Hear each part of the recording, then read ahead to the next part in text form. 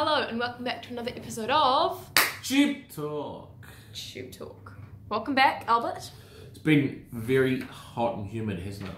It has been. It's been rainy, but hot and humid. Feels like we're living in a bowl of warm soup. It does indeed. And the humidity is doing crazy things with my hair. It's look, it's like getting long and frizzy. It's like I feel like a hippie. It'll be stormy outside and raining, and then you'll walk out, and it's like you're walking into a sauna. It's crazy. I know. Moving on from the weather, let's talk about some horses.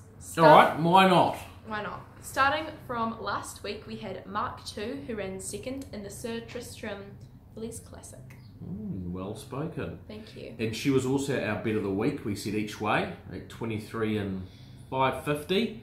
And she nearly got up. Really good stayer. Very, very good filly, very promising filly. She got back last on a wet track, stormed home. Another 50 metres, she probably would have won. And if she'd drawn a better barrier, she quite possibly could have won too. Clearly stays all day. She now goes forward to the New Zealand Oaks on the 17th of March, and she won't have another run beforehand. She doesn't need one. She's fit, she's well, and she's got a massive future in front of her. Cool. And Hasbro had a good run as well. Yeah, we're really happy. Like we suspected he may not handle the slow track because his sister didn't, and he didn't really handle it. And he was half a run short. He ended up getting shuffled back. But his last 100 metres was quite good, and he's got such a good way of going about him. And he got home nicely, and that run's just really brought him on. And on a firmer track next up, he's going to be very hard to beat. He's going to run really well. We think he's a very good horse for the future. So while on paper it kind of looks like a fair run, we're actually very happy with it. That's fun. And right now we would also like to mention that there is still 10% left in the Savabeel Merrilee Colt. And we want to mention it because there is only 10% left, and I think it'll sell very quickly. And he is a Savabeel colt that we bought at the sales. He is from the Savabeel O'Reilly Cross, and they have one Group 1 winner for every 15 and a half runners, which is an amazing statistic.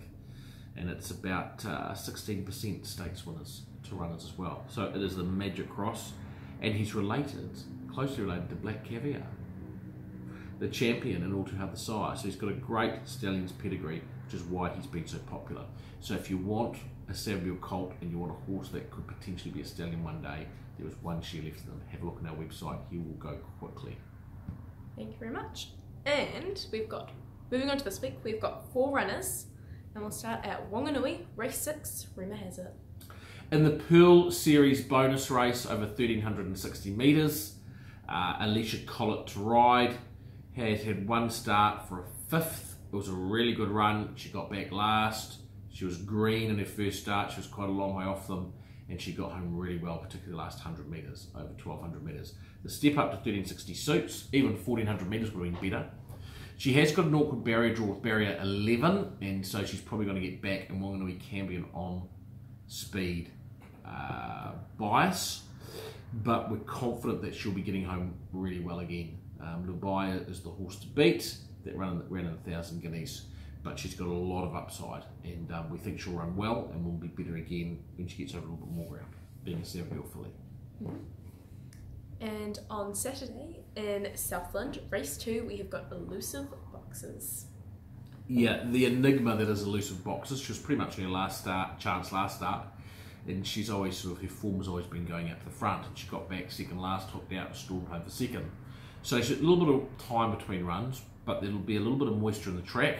She's got a midfield draw, which I think will suit her. Looks like a lot of speed in the race, so she'll probably sit midfield, I would say, and look to improve down the side. And who knows what she'll do? She could easily win the race, could run last. I just don't know what to expect with her. She wins by 8 lengths some days, and other days she just doesn't gallop. Raise a gallop, really hard horse to nail down, but if she decides she's going to run, she'll be right there. And race 6 in the Southland Guineas, we have got Major Issue. Yes, so stepping up to stakes level, a very well crafted plan by Andrew Carston. First time in this preparation, she won her debut. We then resisted putting her in a stakes race and travelling her. She ran a 65 1400 against the older horses, ran 5th and got a bump 200 metres out. It was a good run. The step up to a mile should suit. She's got a midfield draw. Can see her settling about 1-1, and she's well over the odds at 19-1 on the fixed odds. Well over the odds. Can run well. Can certainly be in the first 3. Russia can enter ride. Track conditions being in the dead range shouldn't bother her. Like her chances. And in race 7 we have Frazzle. We do. So Frazzle won 2 starts ago, and then last start ran very poorly, but her bloods were out. So she runs on Saturday. Again, she's got a midfield draw, which I think will suit her. I think the Invercargill track will suit. The dead track will suit. So she's got things in her favour there, and we really want us to see her step up. While she won 2 starts ago, we now need to see her step up in this grade. If she can't step up this or her next start, then she may well be retired. But her work has been good. Everything seems to suit her, so she has to be a chance on Saturday. And moving on to Bet of the Week. We cheated this week. There's actually 2 bets of the week, so it's bets of the week. two bets of the week. Yeah. We'll start off with our own horse. Yes. Bold statement. We've picked Major Issue as our bet of the week. Yeah, Major Issue. Like Mark 2 last week, who we tipped at $23.550. Major Issue is $19.450.